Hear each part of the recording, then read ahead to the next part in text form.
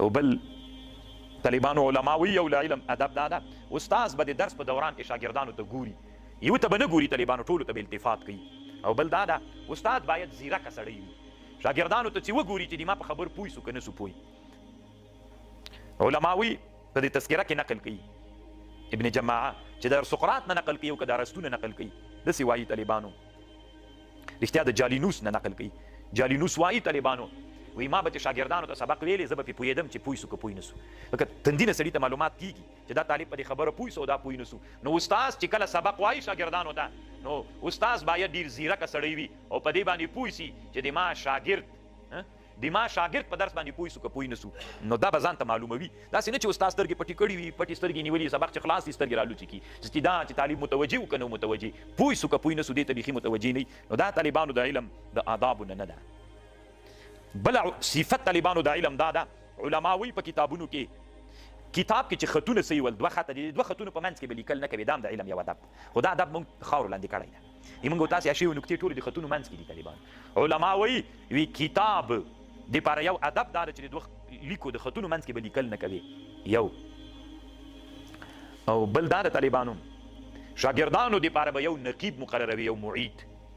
کله چې مدرسه کې ته ژوند کوې، طالبانو ته سبق وایي، په درسګاه کې به دوه شاګردان وي، یو به معید وي یو به نقیب وي. طالبانو نقیب هغه چاته ویل کېږي چې هغه د ټولو طالبانو خبر که بالفرض طالبانو څه خبر درلودله، ټول خو یې نسي ورته ویلی، یو نفر به د استاد سره د هغې خبرې رابطه کوي، دې ته نقیب وایي.